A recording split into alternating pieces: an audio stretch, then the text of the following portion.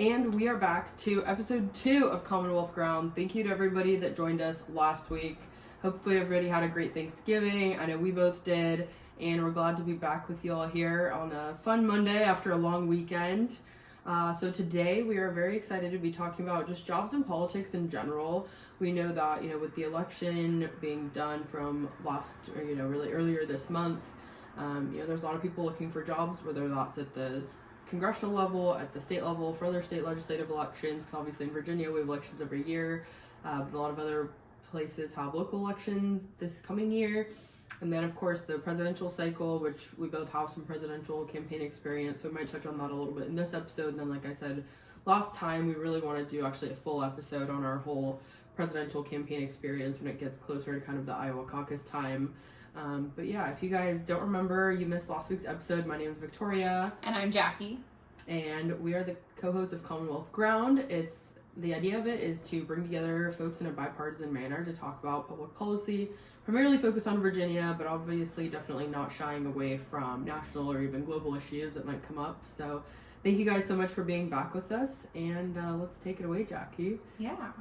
So in the course of us getting to know each other, we kind of figured out we had, at least to start, very similar paths getting into campaigns and into politics in general. So do you want to start just like recapping how you got into this crazy messed up industry? Yes, definitely. So, I was definitely involved a little bit in high school. I was actually part of a group called Junior State of America. I don't know if any of our listeners were part of it, but it's actually bipartisan. That's kind of the first place that I learned about politics in a bipartisan manner. So it was more of a debate club. That was, at least my high school's kind of substitute for a debate club. And within that, we really talked about more, again, the policy side of politics.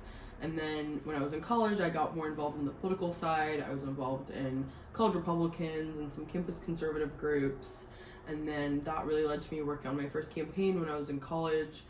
It was, definitely kind of more on a part-time basis. But I remember, you guys that work in politics, you can fact check me, you can look this up on the FEC, but at the time I made $100 a week on my first campaign job. Oh, wow. But like I said, it definitely wasn't a full-time job, but that was kind of dipping my first toe in the water. So at the time I was still involved on campus and kind of around campus in a bunch of things where I went University of Kansas. So I was actually a student athlete, I was in student senate, which Jacki was in student government at her school here in Virginia too. And then basically what happened was the campaign manager just came to one of our college Republican meetings saying, if anybody's staying around for the summer, we'd love to have y'all participate on our campaign. And so this was a member running for Congress for like a 5th time re-election. So it wasn't necessarily a super targeted race, but it was still a race that actually ended up being more of a swing seat the following year after she retired. So definitely some good experience under my belt. And this is while you were still in college? Yes. Awesome. Yeah, so that was my first campaign experience, and yeah, just kind of got addicted after that. So that was 2016, so that was in the presidential year, but I was working on the congressional campaign, and then again, along with everything else that I was doing on campus. And then from that we went to, I helped out on a special election. So in Kansas, if you guys remember, Mike Pompeo, the former Secretary of State, he vacated his seat in Kansas 4 to join the administration. So I helped on that race. I was about 2 hours away from where I went to college, from Wichita to Lawrence. So I would drive down there on weekends. There was a family that would host us in their basement. We love supporter housing. Definitely a great way to kind of stay involved in politics and make it more affordable for young people. And then from that was full-time on a race in 2018, and then came out to DC in 2019, first through an internship. Then I had a job with a consulting firm for a couple months, and then I went to Iowa for the presidential cycle. That was 14 months I was there. And then after that came back, worked C3, C4 stuff in Virginia, and then kind of made my switch into media. So that's the overarching picture. And then, like I said, we'll get more into details throughout the course of the episode, but that's kind of the whole picture there. And then, Jackie, if you want to take it away with yours.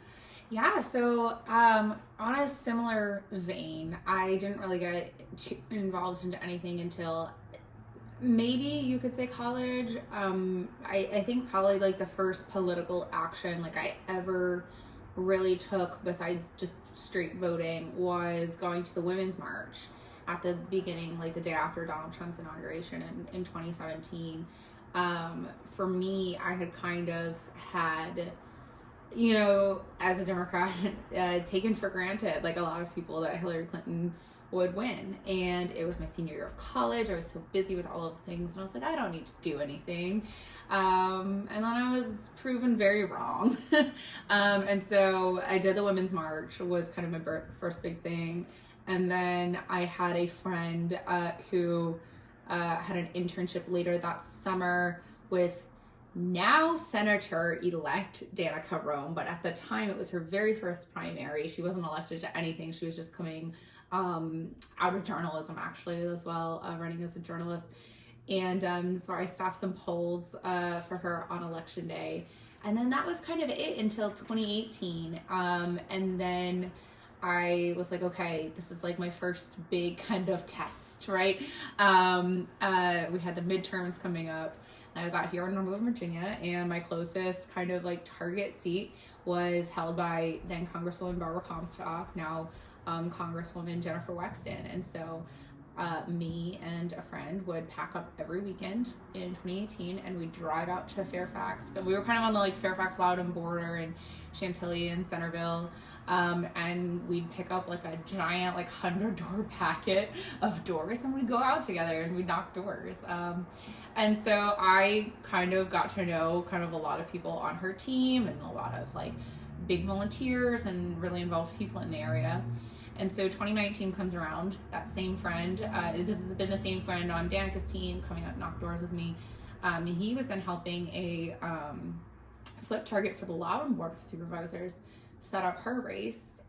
So I was kind of just helping, bopping along, putting the website together, figuring out like what are her top 3 priorities type deal, and got to know a lot of people out there. We're of course coming up to the 2019 General Assembly elections. It's kind of like the last time we had elections this year, where it was all of the state Senate and the House and all the local and not the governor.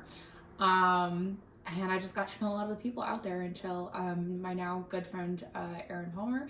But at the time, he was a field director for John Bell, and he came to me and he said, what essentially boiled down to, do you know you could get paid to do this work? I was like, no, tell me more. You mean I don't have to just volunteer my weekends and not get paid and still have to go to my job? So anyway, we chatted. He hired me as a field organizer, and I've been here ever since. So that first year I was with John Bell. I also spent a month down in Norfolk on Linwood Lewis's primary that year, came back up for the general, and worked primarily for John Bell and Wendy Goditis in Loudoun County. I then was a field organizer in Iowa, Nevada, and Colorado for Amy Klobuchar during her presidential primary. While I was there, I got a job. I had an interview and eventually a job offer to work on a flip target in the North Carolina State House. So I basically, it was already the plan for me to leave Amy after Super Tuesday. Of course, she dropped out the day before.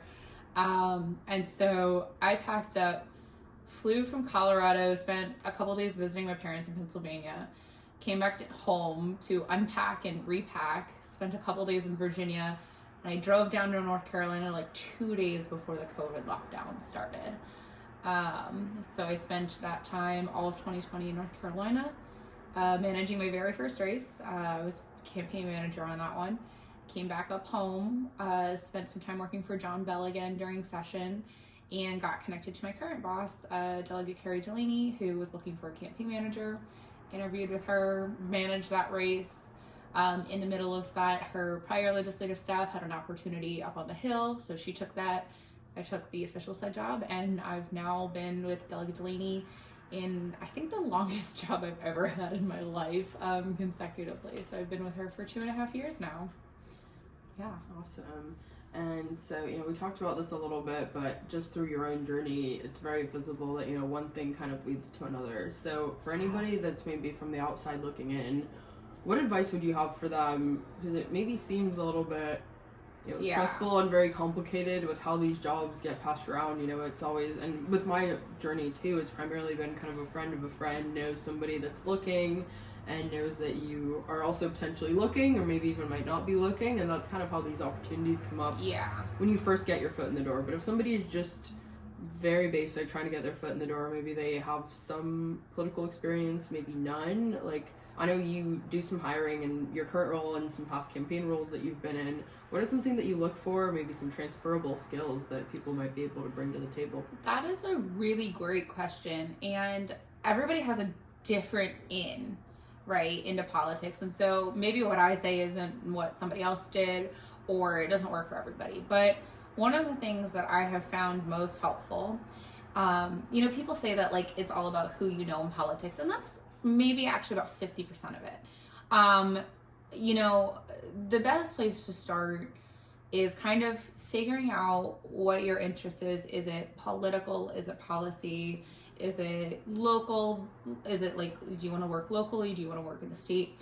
And just finding somebody, literally just cold calling even. But like, I think one of the themes that came across in like, my journey was like, I showed up every weekend in 2018 as a volunteer. I showed up every weekend at the beginning of, I left out, I was also helping, in between the 2018 and the 2019 stuff, I also knocked doors for Jennifer Boysko in her special election. So I showed up, I was like there every weekend up through November in 2018. I was there every weekend through like just after New Year's for Jennifer Boysko. I was there every weekend through like February or March helping this like local candidate. And so I just got to know people. But then, so that's the first 50%, right? But the other 50% of that was I was demonstrating to all of these players that I was somebody who was reliable and eager and energetic and like willing to put in the work, right? Like, so it is partially who you know, but it is making sure the right people see what is like what you bring to the table. And so that can be done by showing up on campaigns. That can be done by reaching out to your local Democratic or Republican party. You're part of the Arlington Young Dems, I'm Republicans, I'm part of the Alexandria Democrats. Like reaching out to people in those structures on campaigns. I've connected with people from out of state just by like we had mutual connections on LinkedIn, and we met over LinkedIn and grabbed coffee together and just like talked about what we were doing and how things worked across state lines and interests like that. And now that all of those people I am either in their mind, if I was the one reaching out to them, as somebody that's reliable, or like the persons or the people that have reached out to me over LinkedIn, like they're in my mind if I ever need something for them, or if I find something that I think they would be a good fit for. And so I think it's really for me taking that initiative and growing your network is kind of the best thing that you can do to get a foot in the door and to like keep going to get to the place where you want to go. How about you? For me, so again, kind of my first full-time experience, or I guess even paid experience, was on the campaign side. And what really opened my eyes was, so after that member got reelected, I, again, kind of by showing up and kind of figuring out what my further intentions were going to be, I knew that I wanted to become an intern on the Hill. So the way that we did it in the Kansas delegation is you would do half summers. So most people would do like 6 weeks in the Senate, 6 weeks in the House. So I had my first half of my summer figured out, but I knew I wanted to stay in DC for the whole summer. So actually when it came time to working on the special, that person also got into office. And so I actually did 6 weeks in one House office. It was, very established. Member was in leadership. It was former Congresswoman Lynn Jenkins. She was vice chair of the House Republican Conference. And then on the flip side, we had Congressman Ron Estes, just pretty much brand new member. I think I was technically in a second internship class for him as a member of Congress. So kind of really being able to see two very different offices, one that was still kind of getting their processes in place. Like I helped set up their newsletter when I was there, because I kind of knew I wanted to do more of like a press focus in my career. So just something like that versus something that's a very well established, well-oiled machine, year after year, campaign after campaign, both in the district and in leadership elections. So that really opened my eyes to kind of the different even levels of working within Congress. And then the other kind of flip side of that is, again, kind of knowing what your intentions are going to be, knowing what steps you have to take to get there, but also, again, kind of making sure that you have a track record as somebody that's very reliable. So when I was helping on the special, it was very similar. I was down there, driving down 2 hours south and back up kind of one way Friday night and the other way back up at the end of the weekend. I also spent like my spring break there knocking doors, and I was one of like 2 or 3 people that did it. But kind of when I interned on the Hill, the thing that really opened my eyes was that that's actually not how a lot of people get into politics. A lot of people know somebody through a personal connection, maybe like through a community organization like church or something. There is also definitely the reality of, some people get in through family donors or family knowing each other.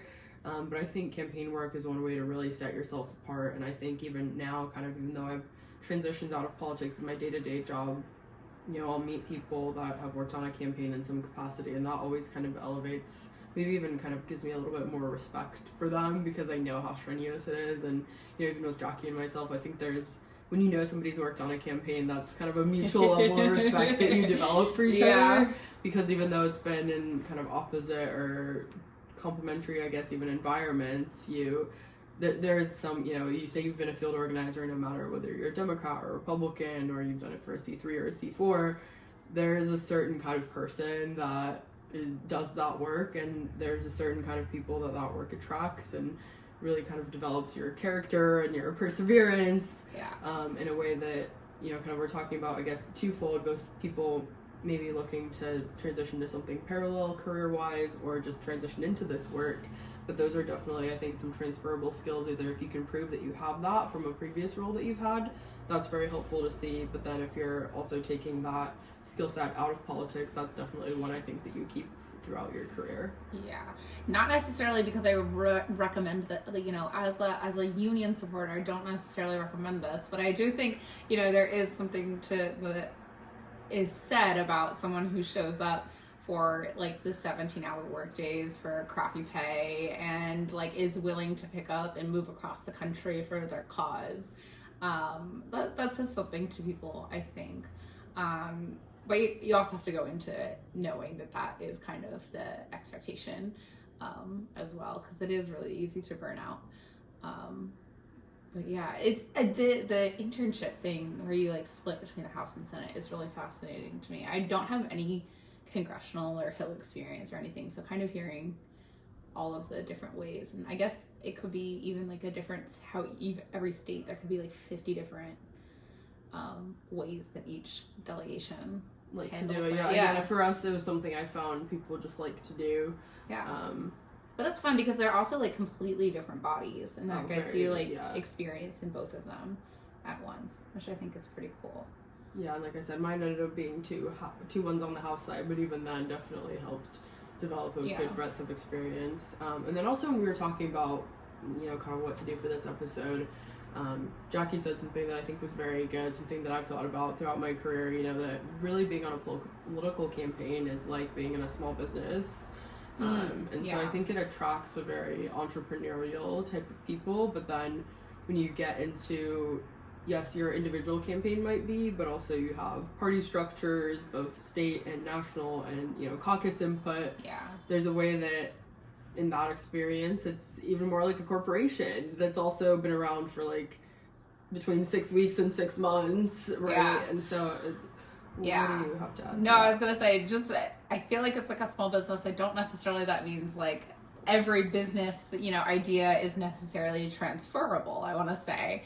Because there's definitely, I think, quite a different, there are a lot of different skills. Like I haven't spent much time in private America, so I don't really know, but like, I think where some similarities can be is just like the way you interact with your outward facing public. Voters are kind of like customers, right? Like you have to have some customer service background, being able to comport yourself when you have someone screaming in your face because they don't like, your policy or your boss's policies is probably not all that dissimilar to like working at the mall and just trying to get through your day folding sweaters and have somebody coming up and yelling at you for, I don't know, because they don't like how a display was set, right? Like I don't think it's like a one-to-one comparison, but I definitely think that there are some skills, especially on the ground level, that can really kind of go across. And to that point, when I do hire, especially at the intern level, that's something I like to really look for. I get some college students coming to me sometimes thinking that, oh, I've never worked on a campaign or in an office. I don't really have any relevant experience. And I was like, stop. Because 9 out of 10 times they've worked at the mall or they've been wait staff at a restaurant. And that is all transferable as far knowing how to deal with people is a very for most industries, I would hazard. Right? That's something that I think shouldn't be taken for granted. There's a lot of technical stuff, a lot of political stuff, but knowing how to deal with people, I think, is a really big skill that if you are good at and you want to get into this space, you should really focus on highlighting about yourself. Yeah, I think that's definitely very much true for our side of the aisle as well. I've even seen that, even with people that maybe interned on the Hill and ended up figuring out they don't like politics at all. They didn't like that element of it, the fact that you are kind of very public facing in those roles, and I think at the state level even more so, because you kind of are like the only staffer that a member has. So kind of moving along, so say you have, I think for a lot of people, and we'll talk about this a little bit more, but like maybe they see a job posting and they really want to make sure that they get that interview. So if you're looking at a resume, what is something that you are looking at to maybe even bring somebody into an interview? Because again, like if you are the only staffer, and maybe you're even the only staffer between the official side and the campaign side, so your time is very limited. So how do you make sure you're kind of maximizing your opportunities, potentially your members' impact, when you're looking at a stack of resumes? Yeah.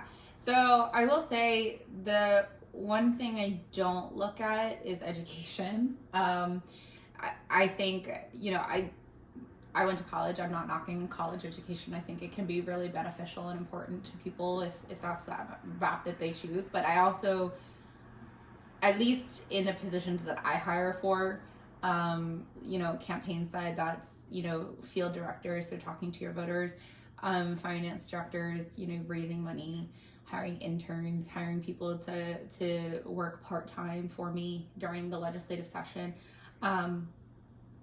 I don't need a college education for a lot of those things. It's certainly helpful, especially I think once you get a little more towards the legislative side of things. But it's certainly not necessary, and I'm probably not, I might take a glance at it, but I'm not focusing on it. So I certainly wouldn't prioritize it on your resume or anything, right? And then from there, it really depends on the role. So if I'm looking at the legislative side, I like to see any kind of experience working with the public. A lot of times that has presented itself in retail or restaurant work, but just anything really that shows me that you can comport yourself in a different conversation with people. I don't know. I don't really look for specific experiences on that side, but more of the actual skills. Did you do something that takes a lot of attention to a fine detail or a high level of organization? Did you, like I said, do something that is working with people? Are you, can you handle a fast-paced environment? My intern this past session, just because she was coming back from winter break, her first day for onboarding was the very first day of session, and I had this whole I was gonna at least take an hour and a half to walk her around the building and show her around the building, get her settled. Nope, we had to run to a press conference the second she walked into the door and get the boss to the press conference and deal with the upcoming meetings and getting her to the floor in caucus, and didn't have the chance to do any sort of onboarding until lunchtime, right? So definitely the ability to handle a fast-paced environment.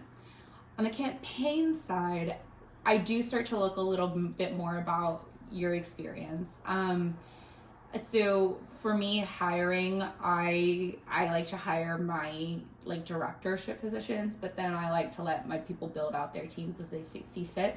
So I think at the directorship position, it is a little more important to be looking at like, have you worked on a comparable race before? Or if you haven't, have you been, given responsibilities in your prior roles to show me that you can scale up and take on this new responsibility, right? If I'm hiring a finance director and you've worked a race that can, that raised maybe $10,000, and I now need you to raise $400,000 in the span of 6 months, that might not be the right fit, right? Like I might need you to show me that you can fundraise a little higher before I'm ready to bring you on. And so that's where I start to look at the actual roles.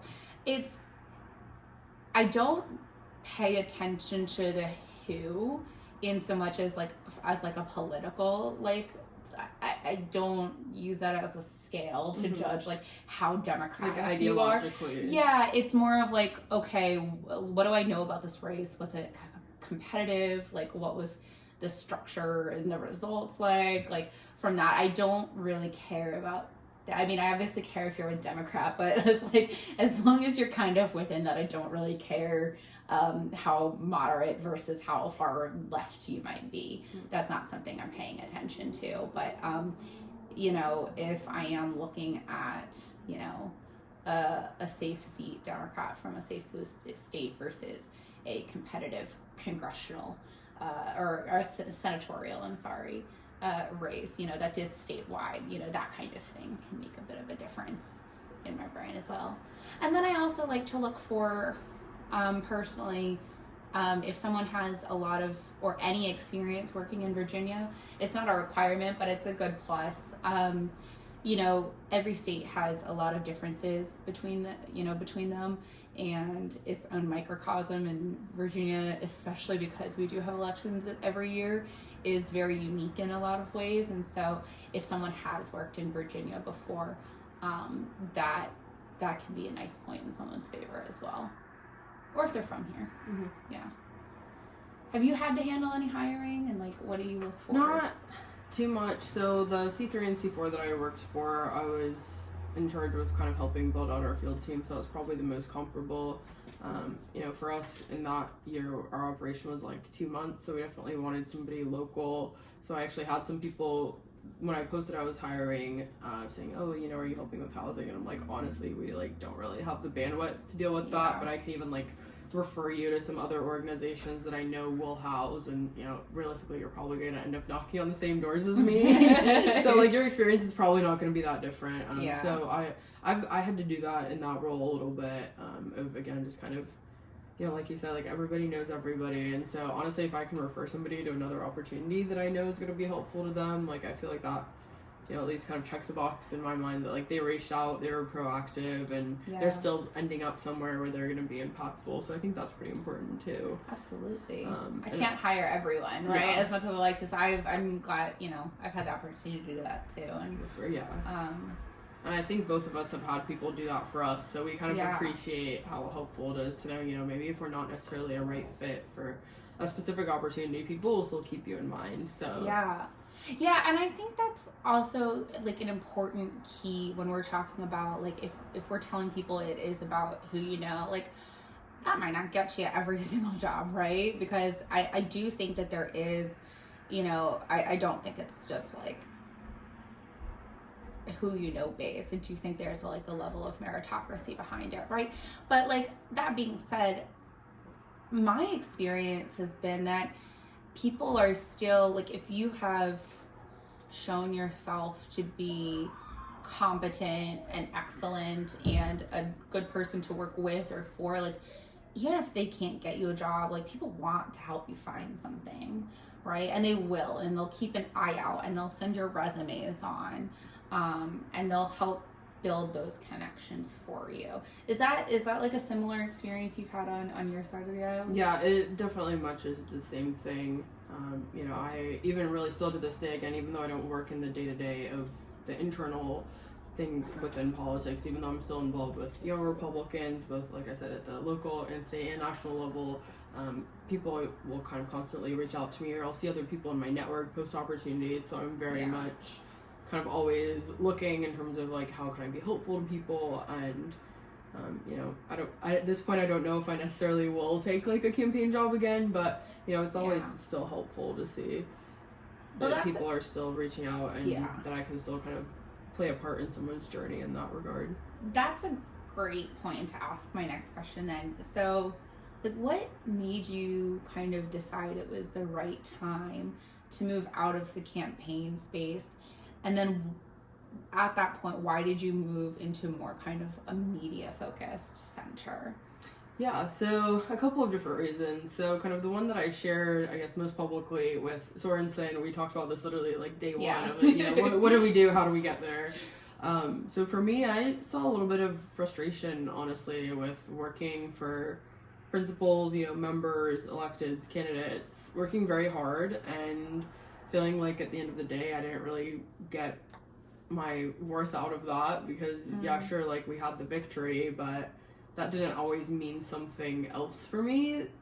You know, whether that was a job on the official side or you know, the last race that I worked on was the 2020 presidential campaign. Like, the thing that I saw was, you know, in Iowa we won by like 10 plus points, but obviously the national result was not what we wanted. And so, you know, honestly, like, which, you know, and that's probably half the reason you went to Iowa. Like, you thought that if there was a Klobuchar administration, you'd get a job.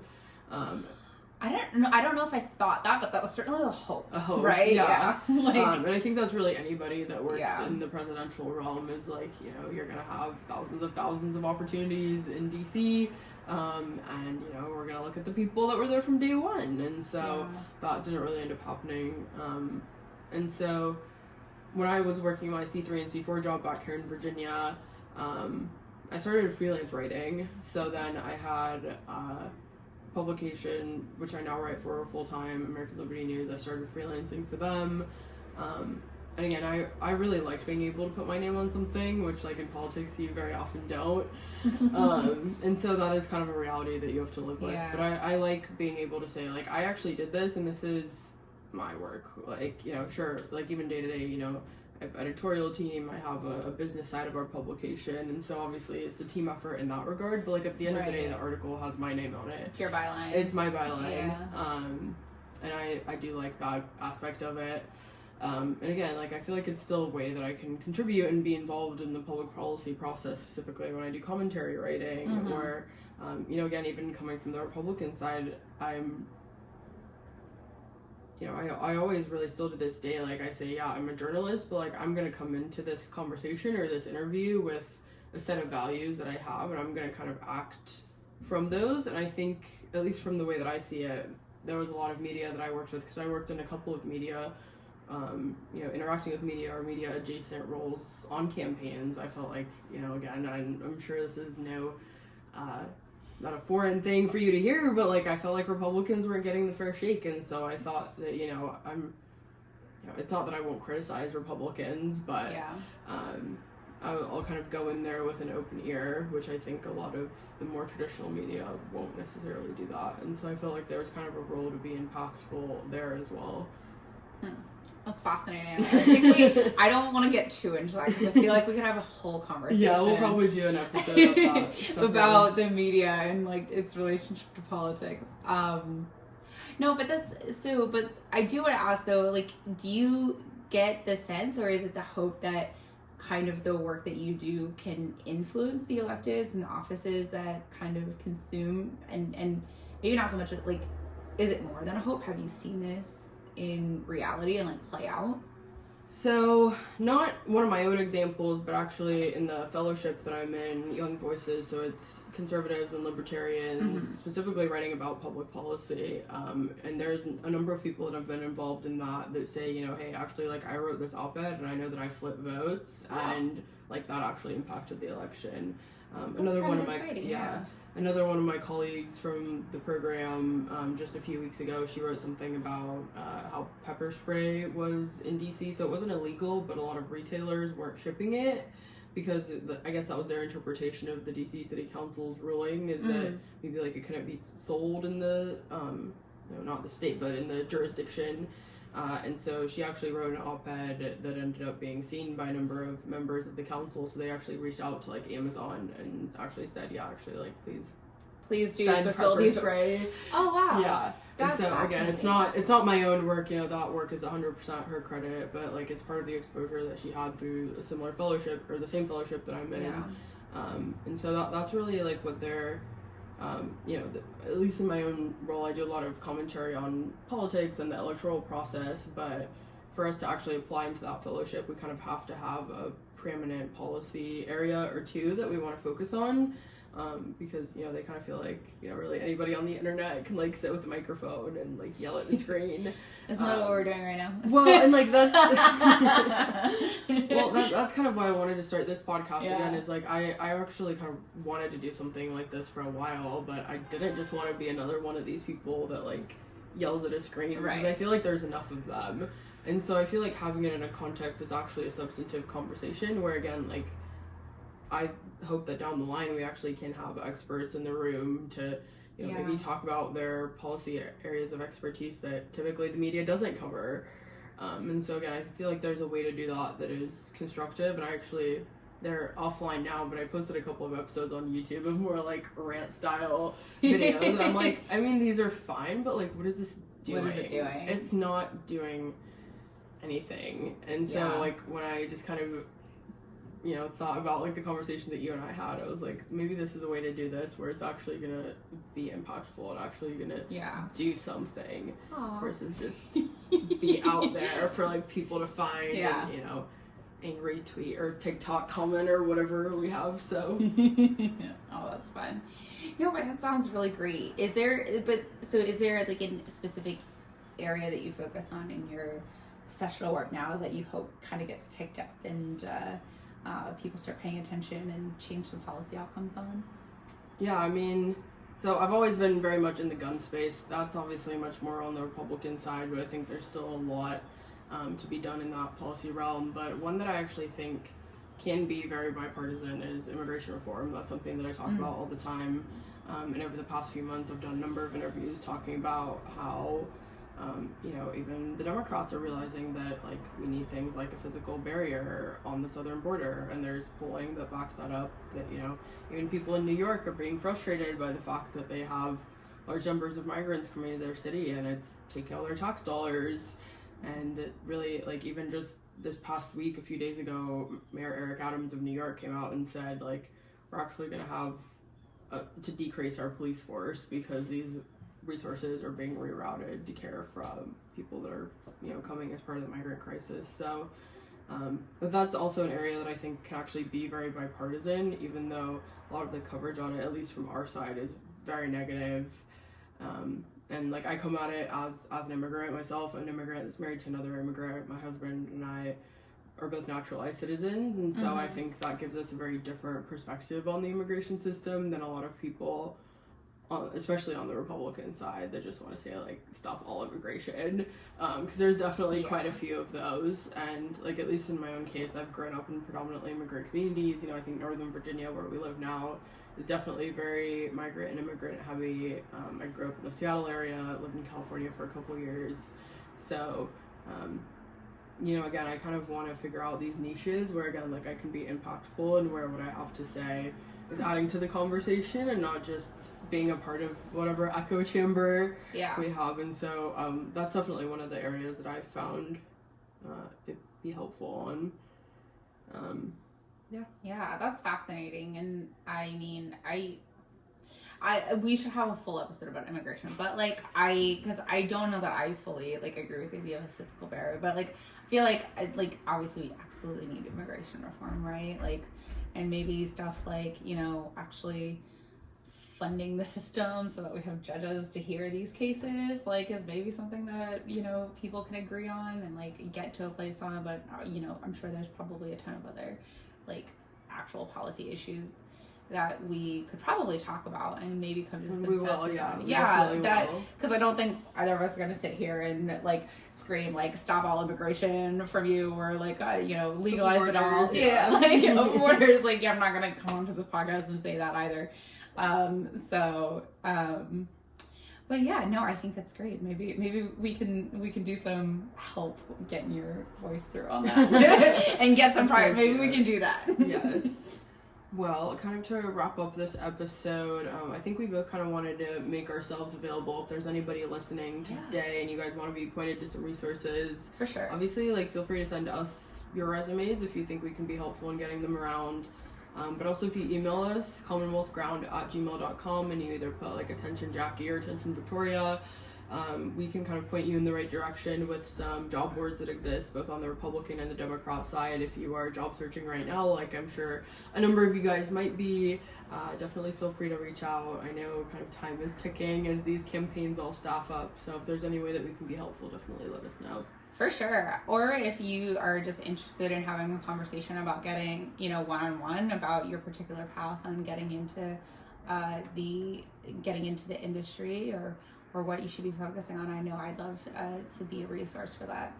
Especially any young women that want to do this. I definitely think we need more Republican and Democratic women getting involved and shaking things up, and it can be, I think, particularly difficult in that realm. So we're happy to do that as well. Awesome. Well, thank you guys for tuning in, and we'll catch you next week. Thanks, guys. Bye.